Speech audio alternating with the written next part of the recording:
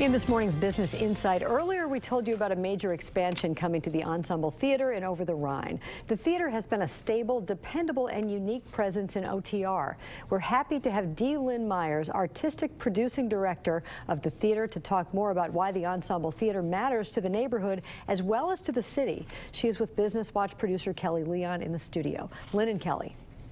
Thanks so much, Lynn. I'm so excited for you to be here. I'm so happy to be here, too. We already talked about you in the first block, but now we get to have you here. And, you know, full disclosure, Lynn has been a friend, and I've known you for, seems like a long, long time. I know, and that's great. And that's part of what's great about Cincinnati, is I think that you get to keep friends. You do. Even though, you know, people may change locations and directions and all of that, you still keep bumping into each other. Well, you haven't changed locations. You have been... That's true. So the theater's been around 30 years. Yes. You've been there 20 years.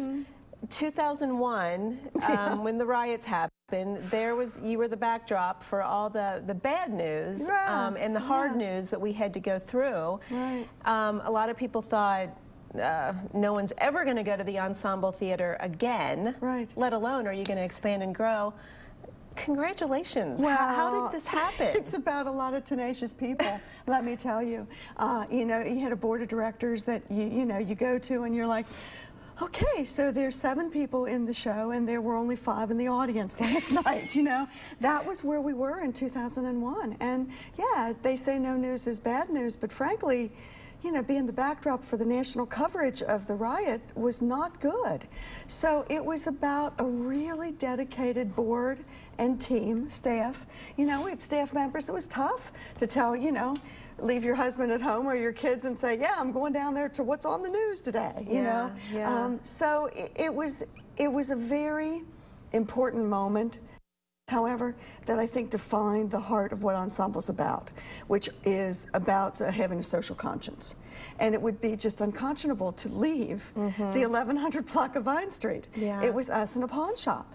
And I don't know what would have happened if we left, but I know that if Ensemble would be anywhere else, I wouldn't be there. And I know it wouldn't be the theater it is now. So for folks who haven't been to the Ensemble Theater, tell us a little more about that. A theater's a theater, isn't it? Not our theater. No, our theater is, I think, extremely unique, and it's a professional theater. It was founded as a professional theater. So while there's a lot of great community theater out there, this is an equity theater. People get paid, professional designers, directors, the whole bit. And it was founded on the idea of giving local professionals or people living elsewhere that wanted to come back to Cincinnati to have a home base so that we could grow the economic structure of art in this city. That was a founding block that we're still building on today. Not only that, but then in 2001, there was a very strong new amazing step forward in that the idea of being a theater that had a social conscience was actually put into our mission statement. So we are dedicated to new works which are new to Cincinnati with a social conscience. And that is unique. And in the country, when you think about plays like Steppenwolf and other places that do plays like that, there are very few that have stood the test of time. And I think it's a great credit, not only to an incredibly loyal subscriber base, but to an amazing city. I mean, I don't know of any other city that could have done that but Cincinnati. And that loyalty is across the boards, from donors to subscribers to board members. And with everything that's changed in OTR, the economic vitality that you have brought, and that this move will really, I mean, you are such a contributor in terms of the economic vitality of the neighborhood. Talk a little bit about that. We are, and deliberately so. I mean, over 30,000 people come a year to see shows at ETC. That's a remarkable, that makes us the largest kind of destination on Vine Street right now. Although I'll tell you, on Friday nights, I know it's just that busy at other places. But seriously, 30,000 people who spend an average of $750,000 in our region because they come to Ensemble Theater. And that's parking and food and, you know, doing their Christmas shopping, whatever it is. You know, OTR benefits from $750,000 just from the Ensemble Theater's patrons. Not to mention the fact that with a full-time staff and actors who live and work professionally in Cincinnati, you know, they're buying houses, they're getting married, they're having families, they're having dogs in their house, you know. That ripple effect, and that word is used a lot, but honestly, we are an economic engine.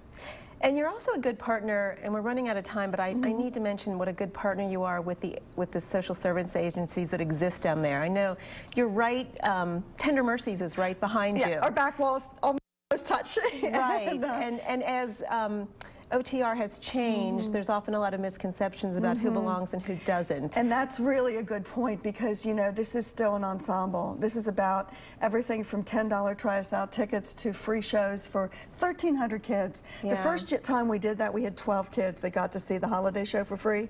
This year, 1,300 kids. Kids who couldn't otherwise afford that. Yeah. And our education programs reach thousands of kids in the schools. And with the renovations, we're going to be able to bring those kids in-house. That's fantastic.